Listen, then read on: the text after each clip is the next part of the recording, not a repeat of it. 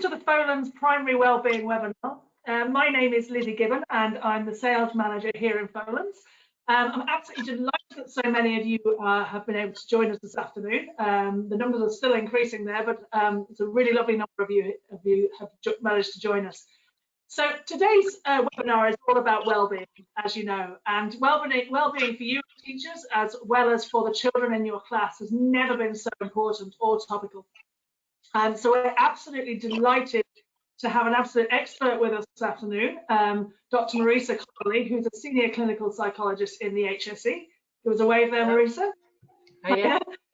And we also have with us Karen Wogan, who is the head of primary publishing here in Folens, here this afternoon as well. Hi, Karen. Okay, so what are we going to be looking at today? I'm just going to give you a quick idea of what we're going to run through today. Hopefully I can get these slides to move along there.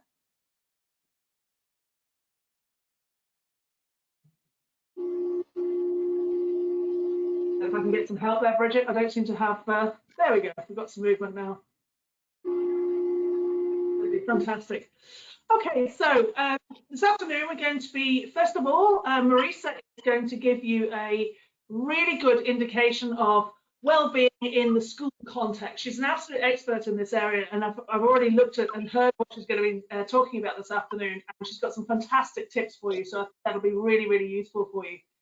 And then Karen is going to take you through our brand new Folens Wellbeing Diary, which is a beautiful new book, which I think you're all going to find very, very useful in the classroom. And then at the end, I'll give you some more details in terms of the logistics of getting hold of that diary. And we'll have a little bit of time for questions and answers. And you probably saw when you were registering for the webinar today that there is a prize draw. And all you need to do to enter that prize draw is complete the post-webinar survey. So without further ado, I'm going to hand over to Marisa Connolly, who is going to talk to you about wellbeing in the school context. Thank you, Marisa. Thanks, Lizzie. Welcome to everybody. I'm delighted to have the opportunity to be speaking with you today. I suppose just a little bit about my background. So I work as a clinical psychologist. I've been working for about 17 years with the HSE in the area of child and adolescent mental health. So I have a particular interest in this area of wellbeing in school. And I suppose a lot of the time when I see young people, I suppose they're coming to me at a time when they're, in a particular place of distress and crisis. So I think that the idea of increasing the focus on well-being at school is a really useful way of trying to, foster kind of resilience and a focus on more preventative strategies and giving young people maybe more coping skills and coping tools so that they may never actually really have to see me. I suppose I'm really conscious, as Lizzie has said, it's never a more relevant time really for us to be focusing on well-being. In the context of everything that's been going on with COVID-19. And I suppose I'm really acutely aware of speaking to my teaching colleagues.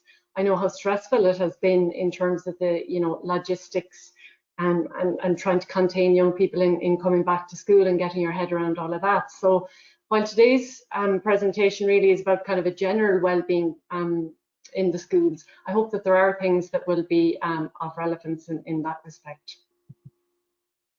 So I suppose what we're going to be doing today is just looking at a definition of kind of what is well-being.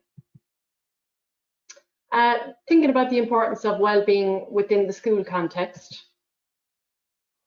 The kind of factors maybe that we associate with well-being and how it relates to school programs. And just a few practical kind of considerations and maybe just touching on the whole idea of teacher well-being. So what is well-being? So I suppose it's a sense of being healthy and feeling strong in our body and mind. So physically and mentally well. And I suppose as a psychologist, from my perspective, these things work in unison and you can't have one without the other. So I suppose there's many broad definitions, but I think there would be general agreement about the kind of core concepts of well-being. And I suppose it's a sense of feeling contented, a sense of being fulfilled, a sense of being appropriately challenged, and a sense of being able to cope when difficulties arise. And I suppose that's the most important part of this. This is where this idea of resilience comes from. So it's not necessarily the absence of stress, but it's a sense that when difficulties and challenges, come at me, I feel I am able to cope. And if I'm not able to cope, I know where I have to go to get the support that I need.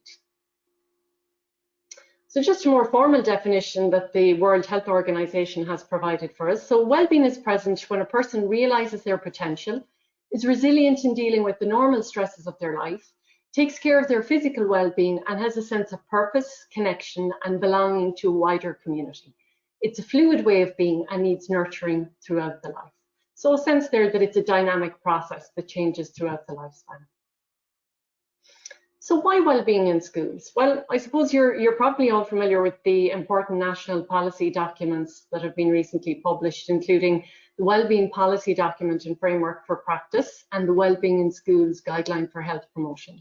I suppose these documents very much place well-being at the heart of the curriculum. And I think there's a continued shift in acknowledging that there's a need for a much more broader and holistic approach to education. That children's education isn't just necessarily about a kind of a formal academic education, but children need an education in terms of their personal, their social, and their emotional needs. And when they get this, that they function to a much better degree, both in terms of their learning and in terms of how happy they are and basically their contribution to society. I suppose these documents, they accept that there are existing approaches within school, which we're aware about, the SPHE, but I think they call for the development of further programs to enhance children's well-being. And I think that's probably reflective of, there's been a huge explosion in recent times in the research around well-being. And there are programs such as the Folens diary that are constantly being developed. So I suppose the Department of Education and Skills, their vision with regard to wellbeing in schools, the wellbeing will be a promotion, will be a core ethos in all schools. All schools will provide evidence-based approaches in wellbeing, and schools will have a self-evaluation process by 2023. So why else do we think about wellbeing in school? Well, I suppose we're familiar with the idea of it takes a village to raise a child. And models of human development highlight that children's well-being really is a function of a much broader, interconnected, I suppose, array of systems. And outwardly at the macro system, we have things like culture, political system, financial systems. And right in at the micro system, and the very important system, you have school.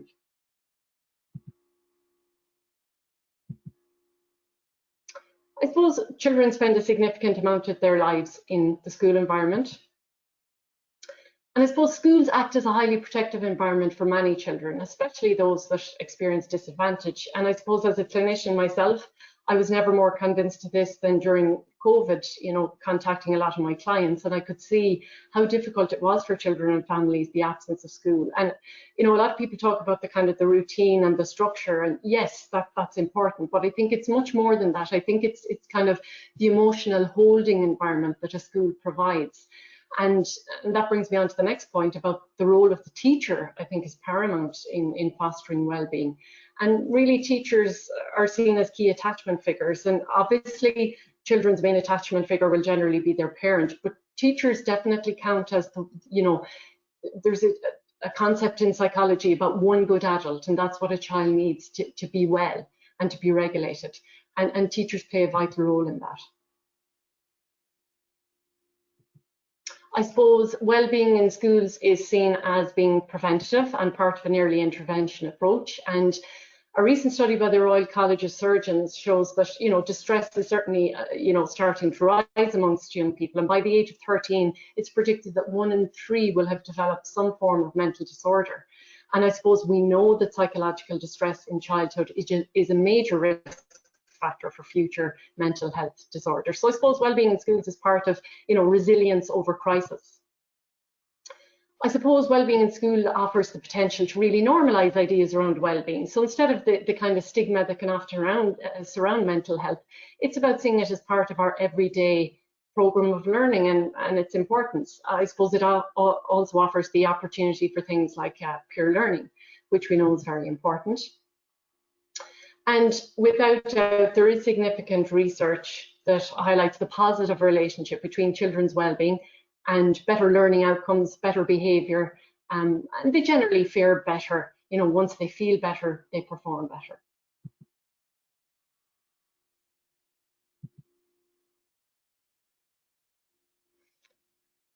So what are the kind of factors that underlie well-being and promote resilience? So I suppose there's a large body of evidence looking at this area, but most of the literature would definitely be informed by a very important theory, Maslow's hierarchy of need. And I suppose Maslow has looked at the factors that need to be present for people to feel well. And he provided a pyramid of the kind of basic needs that we have. It starts at the bottom of the pyramid. And if our basic needs or the needs at the bottom aren't met, we can't meet the needs at the top.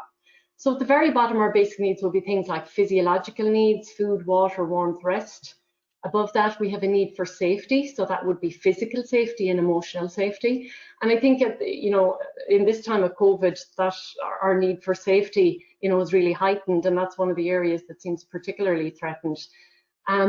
We have a sense for belonging to families, friends, communities. We have a sense of esteem needs, that we are important, and self-actualization, a sense that we can really reach our potential.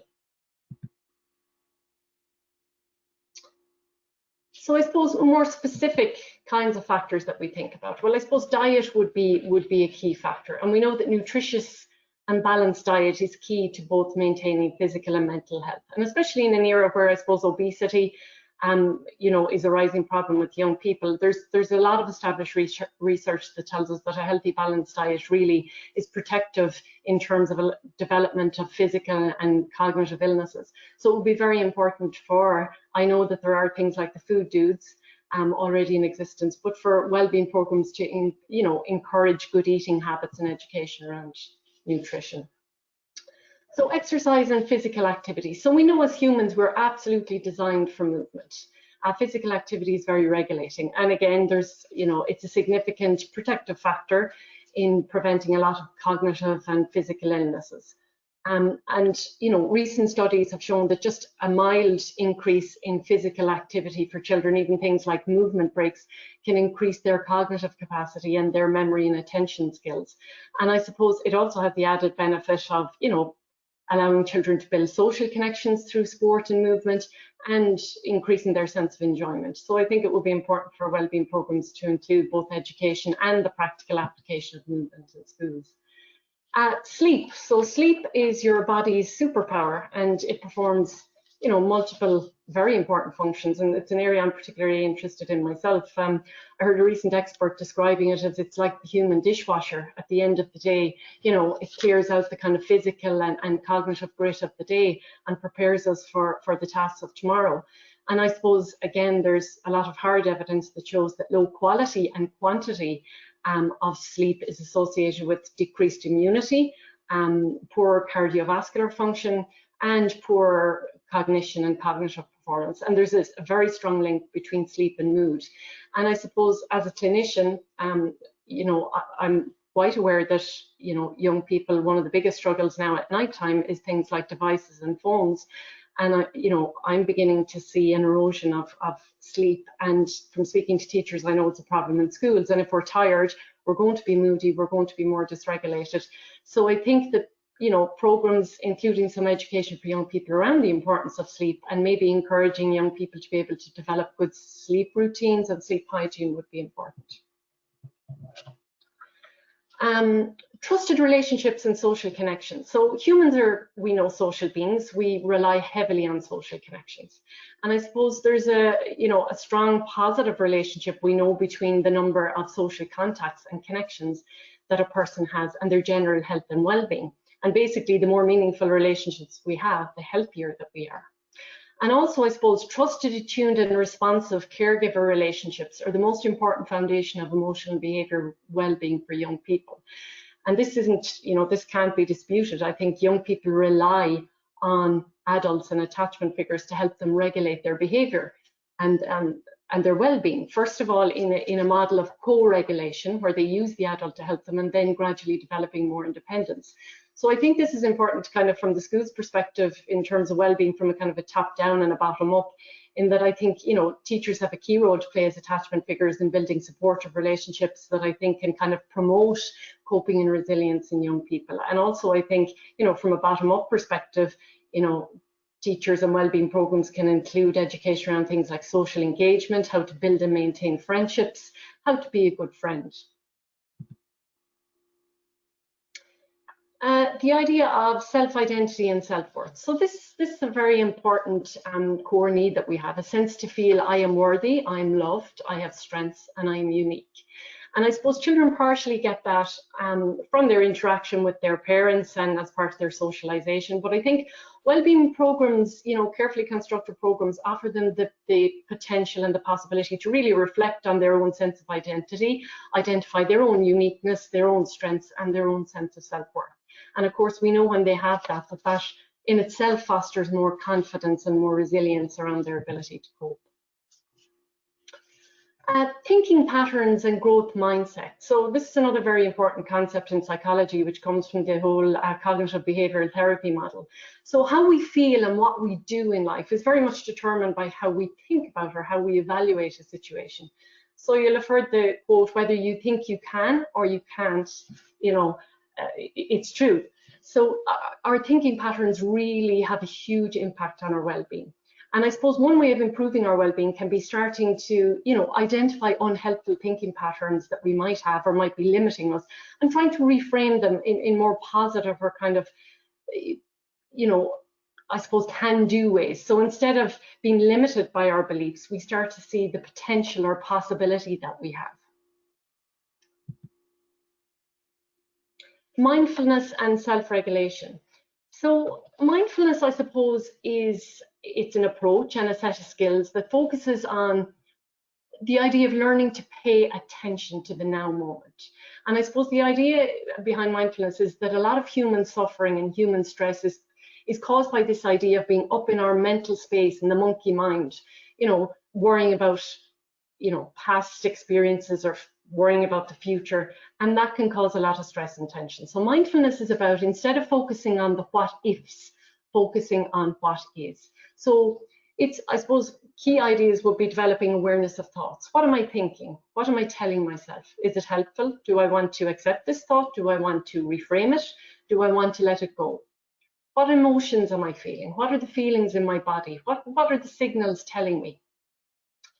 Because another principle of neuroscience is, if I can name it, then I can tame it. So even if children get, used to identifying how they feel and they can name it, then they're more equipped to be able to manage it. So it's that idea of awareness brings responding rather than reacting.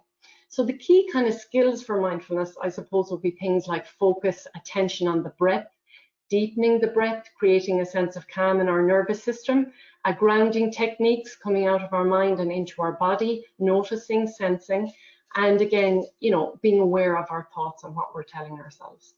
And I suppose overall, mindfulness is about enhancement of self-regulation. It helps us to regulate our emotions and our behaviors. And very importantly, there is a lot of growing evidence that mindfulness and learning to pay attention, learning to focus our attention, is also beneficial for our cognitive performance. So again, it has the potential to enhance learning outcomes and behavior and learning in the classroom. So having a sense of purpose, challenge, and mastery. So this is the idea that I have a sense of purpose. I have activities that are meaningful and enjoyable to me. I have opportunities to feel appropriately challenged, so not overwhelmed, but just outside my comfort zone, because that's where growth happens. And I have a sense then that I can cope with that, which gives me a sense of mastery and a sense of confidence for future challenges. Also, very important concepts, practicing gratitude, kindness, and compassion. So these concepts are drawn from recent research in the whole area of positive, the positive psychology movement. And basically, we know that practicing gratitude improves our well-being and positive outlook. So the idea, I suppose, is that practicing gratitude sets up neural pathways in the brain that enhance our ability to think in more positive ways.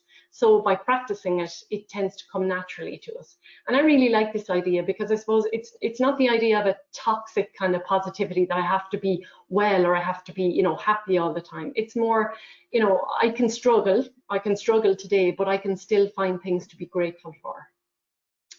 And of course, being kind and having a compassionate approach. We know that when we do things for others and when we're kind, we feel better. That's just the science.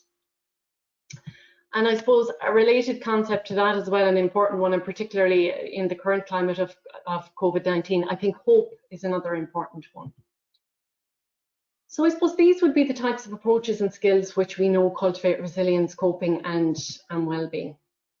Just a few practical considerations to, I suppose we know that well-being programs work best within a whole school approach and where there is an ethos of well-being within the school. So I mean, it's important that staff would I suppose operate from a place of the importance of well-being themselves. Children get the message that it's important in the school, and I think visual aids sometimes help with that. So posters, well-being boards, gratitude boards, all of those things are very important.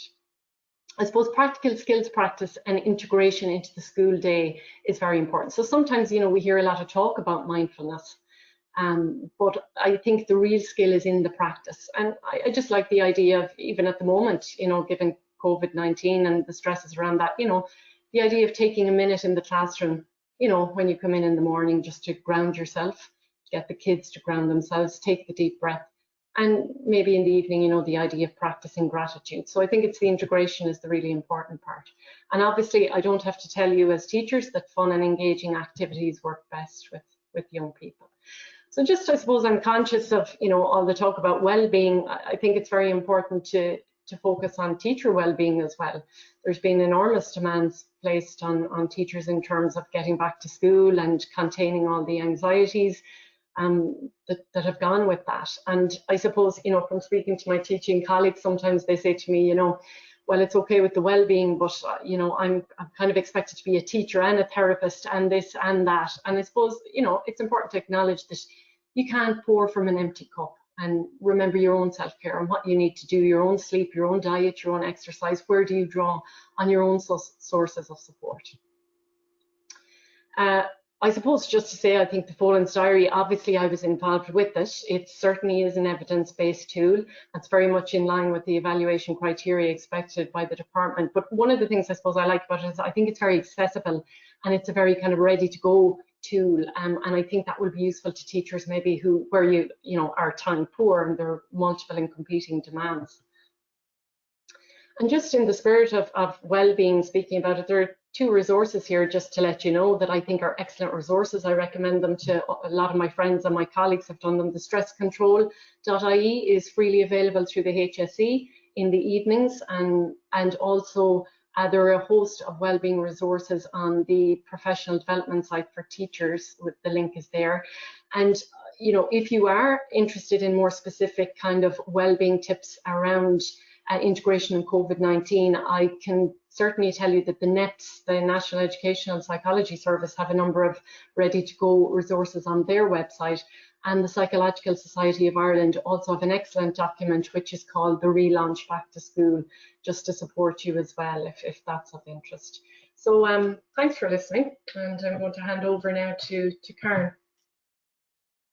Thank you so much, Marisa, for that. That was a really, really informative talk. So thank you again. So Karen, as we said before, is now going to take you through the details of our fantastic new Wellbeing Diary.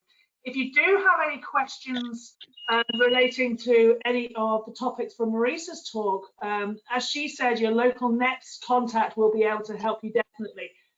If you have questions during Karen's talk that she's now doing, actually type those questions into the question box in this webinar. We'll try and get to a few of those questions at the end of the webinar, and if we don't get to them all, what we'll do is we'll follow up afterwards with those. But I'm going to hand over now to Karen, and she's going to bring you through the Wellbeing Diary.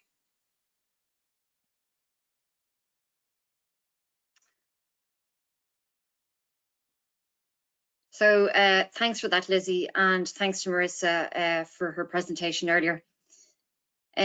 So my Wellbeing Diary is our new Wellbeing programme. It's an evidence-based programme, which Marisa touched upon earlier, and she was our consultant for the programme. So we know that the programme is underpinned by the science, and there is evidence to support its efficacy. So junior infants to 2nd class is available now, and 3rd to 6th class will be coming in 2021. So what I'm going to do here is just provide you with an overview of the programme. I'll explain the programme and just the components and how it works.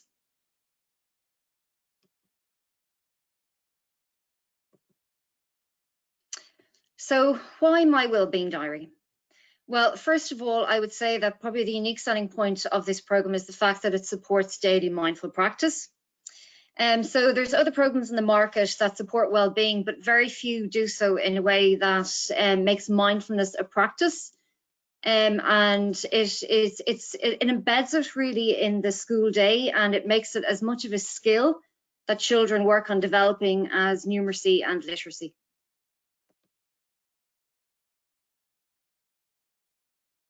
So the program also develops resilience and social emotional skills. So it encourages children to pay attention to and label their feelings, and it supports them in the development of tools to deal with negative emotions. It also promotes healthy attitudes to sleep, food, and exercise.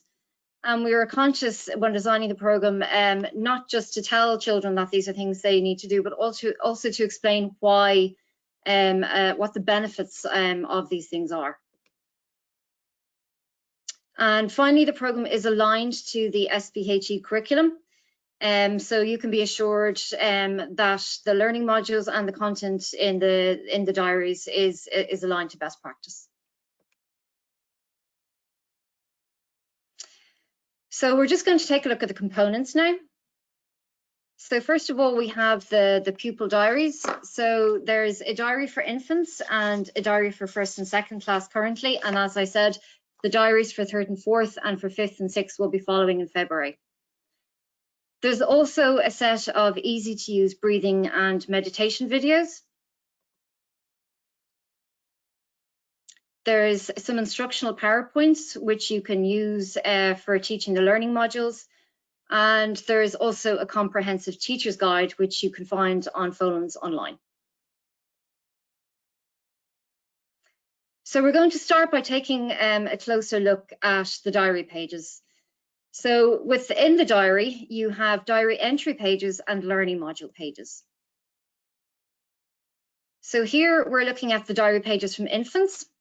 And the purpose of these pages is to teach children to learn to recognize and label the different emotions that they might experience. And they do this each day, but then at the end of the week, they also draw or write about something that, if they experience a strong feeling that week, they draw or write about it. And I think this is very important for children, especially young children, who may not actually have the ability to verbalize their emotions at this stage. And I guess it provides you as a teacher with a temperature check for how they are feeling in any given week. Here you can see, oops.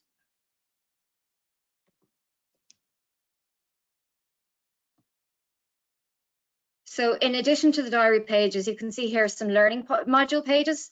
So we have these again for both infants and for first and second class. So there's 10 learning modules for the year. That's one for each month. And they cover topics such as resilience, developing a growth mindset, being a good friend, and developing your social emotional skills. So in addition to the diary, we also have meditation videos. So these are very short, easy to use, 3 to 5 minute videos, and they cover things like belly breathing and a body scan meditation. And for first and second class, we also have thought diffusion videos. So they're designed to be used every day in conjunction with the diaries. And the purpose of them, as Marisa touched upon earlier, is, I suppose, to get them, to ground them, to calm them, and to get them in touch with the mind-body connection. So they're concentrating and paying attention to not just how their mind is, but also how their body feels.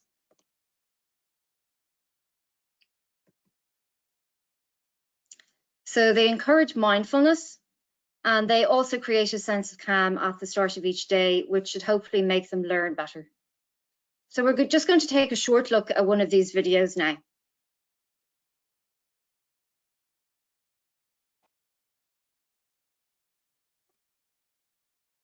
Now place both of your hands on your belly.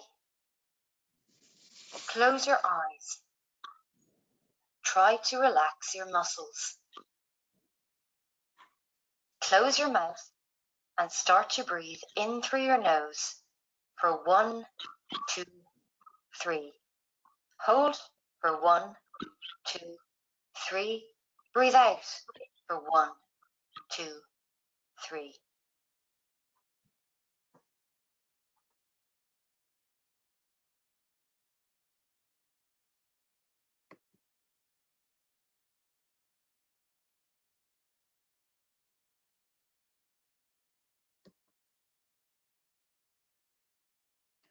So that, as you can see, was a short video just teaching the children how to belly breathe. So in addition to the videos, for you, the teacher, we also have support for you in terms of the learning modules.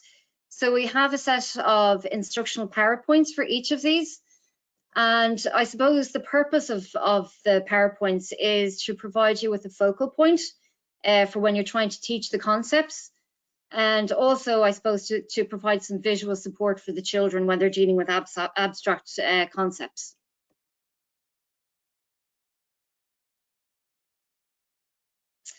So the PowerPoints are also supported by very detailed lesson plans.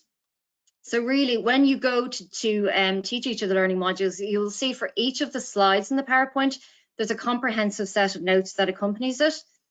So this really means you really don't need to have any deep understanding of the topics being covered, because literally we're providing you with all the teacher talk, all of the circle time activities, and all of the background information that you'll need to effectively teach each of the learning modules.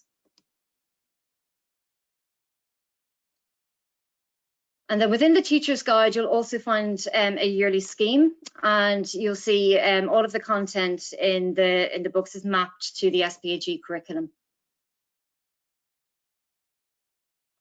And then finally, within the teacher's guide, you'll also find a guide for parents at the end. And I think this would be very useful either to print out for parents at the start of the year, or to give to them, you know, as you're covering each of the learning modules. And it will just give them some background information on the topic, some tips for success, and just help them support you with the teaching of the content. So again, I know Marissa touched upon this earlier, but in 2019, the department finalised the Wellbeing Framework for Practice. And I suppose as a result now, schools and centres of education are being asked to include wellbeing promotion as a focus for school self-evaluation. So I think, you know, in terms of the diaries, you can see they're looking for an evidence-based approach, which is what my wellbeing diary is. And I think that should give you the assurance that what you're doing is an evidence-based solution for wellbeing that will develop children's emotional literacy.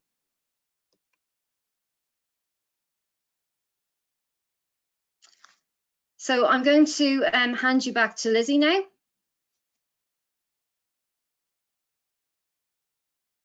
Thank you so much, Karen. That was absolutely fantastic. It's great to just see the whole program there and see what it all consists of. So that's great.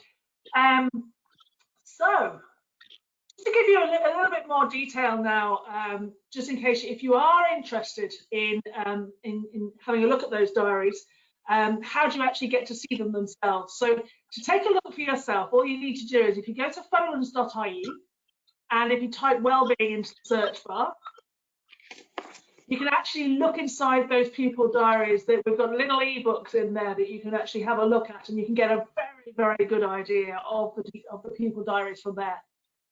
In addition to that, you can also check out the digital resources on the same website as well. Okay, so that's really, really helpful for you to be able to see what's in those diaries themselves.